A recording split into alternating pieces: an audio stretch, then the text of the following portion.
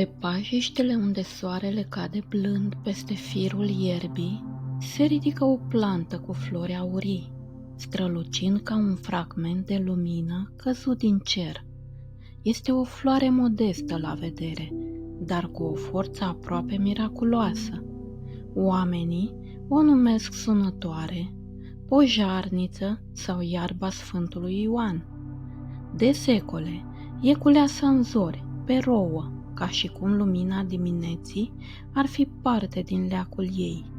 Este o plantă care, în liniștea câmpurilor, a devenit simbolul vindecării sufletului. Numele științific al sunătoarei este Hipericum perforatum. Face parte din familia Hypericaceae, un gen cu peste 400 de specii răspândite pe toate continentele. Denumirea de Hipericum provine din grecescul hyper, econ, care înseamnă deasupra icoanei, pentru că în vechime oamenii atârnau această plantă deasupra icoanelor ca protecție împotriva duhurilor rele. În popor, planta are multe nume. Pojarniță, pentru că era folosită împotriva pojarului. Iarba Sfântului Ioan, pentru că se culegea în jurul sărbătorii Sfântului Ioan pe 24 iunie. Iarba sângelui, pentru că atunci când îi strivești floarea, lasă o sevă roșiatică ca o picătură de sânge vindecător. Sunătoarea este o plantă erbacee perenă, care poate atinge 30-80 de centimetri înălțime. Are o tulpină subțire, dar fermă, adesea ramificată în partea superioară. Frunzele sunt mici, ovale, verzi, străbătute de puncte translucide, care, privite în lumină, par găurele. De aici numele de perforatum. Aceste perforații nu sunt altceva decât glande pline cu ulei esențial și pigmenți activi. Florile, de un galben intens, au 5 petale fine, presărate cu puncte negre, glande pline cu hipericină, substanța care conferă plantei puterile sale medicinale. Înflorește din iunie până în septembrie, răspândind un parfum slab, ierbos, dar cald. Sunătoarea este o plantă spontană iubitoare de soare. O găsim în toată Europa, din Asia până în America de Nord, iar în România crește abundent pe pajiști, margini de drumuri, fânețe și poieni luminoase. Preferă solurile ușor uscate, calcaroase și locurile unde lumina este puternică. Nu întâmplător, în simbolismul popular se spune că este planta soarelui și că își pierde puterea dacă este culeasă pe vreme ploioasă. În scop medicinal, se folosesc vârfurile înflorite, recoltate la începutul înfloririi, între iunie și august. Momentul optim este dimineața târziu, după ce roa s-a ridicat. Se usucă în strat subțire, la umbră, în locuri bine aerisite. Dintr-un kilogram de plantă proaspătă se pot obține aproximativ 250 de grame de plantă uscată. Se păstrează în săculeți de pânză sau în borcane de sticlă ferite de lumină timp de maximum 2 ani. Sunătoarea este o adevărată farmacie în miniatură. Conține o combinație unică de substanțe active: hipericină, pigmentul roșu cu efect antidepresiv și antiviral, hiperforină, component major cu acțiune asupra neurotransmițătorilor serotonină, dopamină și noradrenalină, flavonoide cu efect antioxidant și antiinflamator, tanini, astringenți, cicatrizanți, uleiuri volatile cu efect calmant și antimicrobian, xantone și biflavone, compuși rari implicați în protecția celulară. Această sinergie de molecule explică de ce sunătoarea acționează atât asupra corpului cât și asupra minții. Puține plante au o gamă atât de vastă de utilizări. În fitoterapia modernă, sunătoarea este recunoscută pentru efectele sale. În sistemul nervos, este antidepresiv natural, reglează nivelul serotoninei fără efectele secundare severe ale medicamentelor de sinteză. Anxiolitic, reduce stările de neliniște, irritabilitate, insomnie ușoară. Neuroprotector. Studiile recente arată efecte benefice în recuperarea post-stres și oboseală cronică. În sistemul digestiv, antispastic și coleretic, stimulează secreția biliară, protejează ficatul. Antiinflamator gastric, ajută în gastrite, ulcer și tulburări digestive legate de stres. În sistemul tegumentar, este cicatrizant. Uleiul de sunătoare este un remediu clasic pentru arsuri, răni, eczeme, înțepături de insecte. Antiviral local, activ împotriva herpesului cutanat. În sistemul cardiovascular, este ușor hipotensiv și vasodilatator, prin relaxarea musculaturii netede. Antioxidant, protejează pereții vaselor de sânge.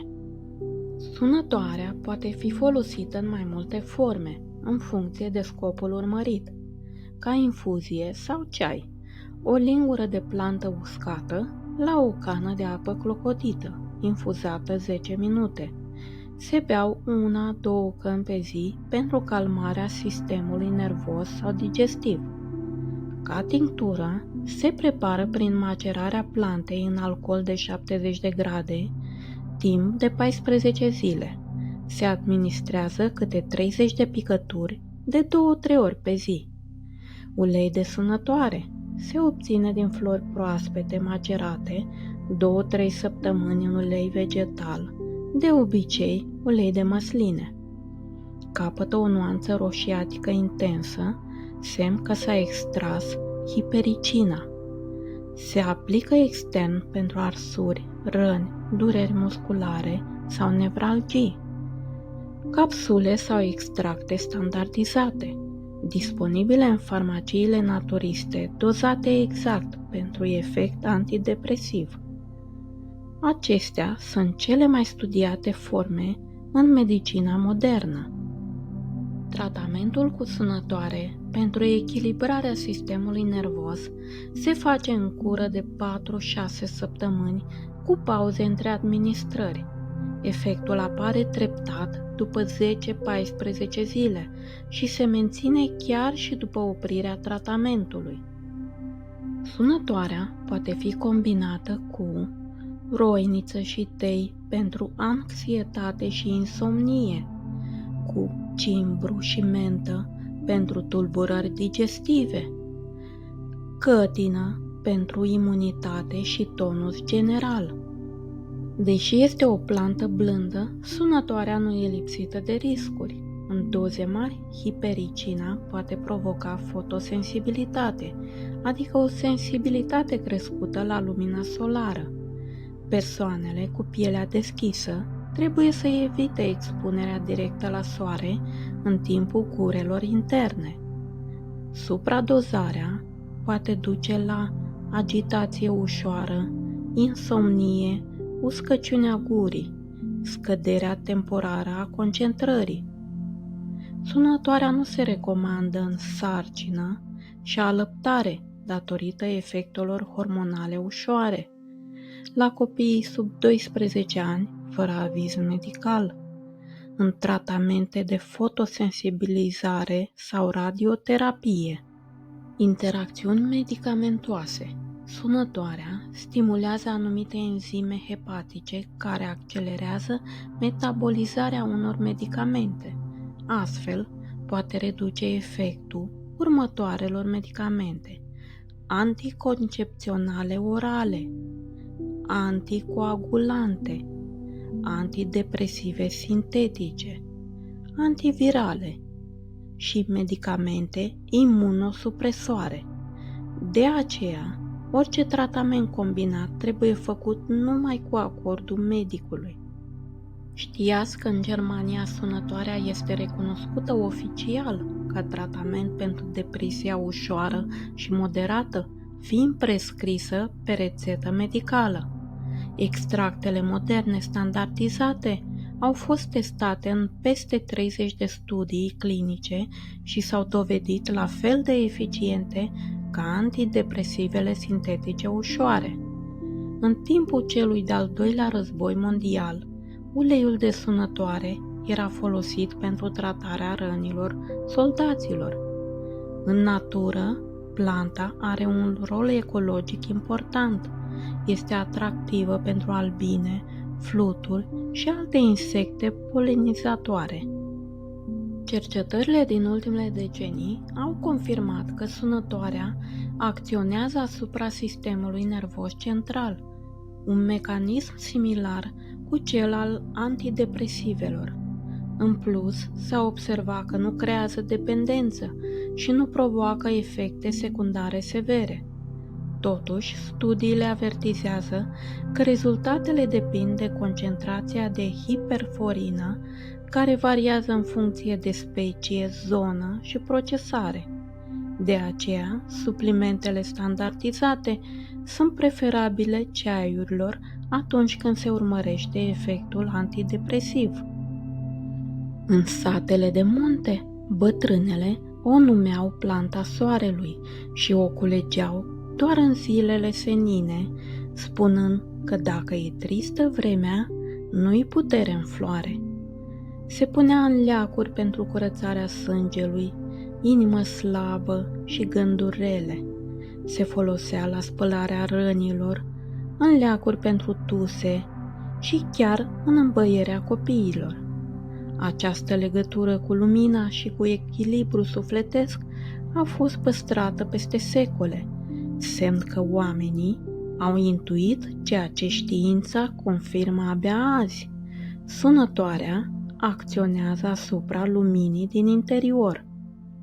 Sub lumina verii, printre firele de iarbă, flori mici de aur își deschid petalele către cer. Sunătoarea este o plantă ce ne oferă o lecție a naturii despre echilibru. Ea vindecă trupul, dar și mintea, amintindu-ne că liniștea nu se caută în întuneric, ci în lumină. Când bei o cană de ceai de sunătoare, e ca și cum ai bea o rază de soare. Și poate, de aceea de mii de ani, oamenii o numesc simplu iarba care aduce bucurie.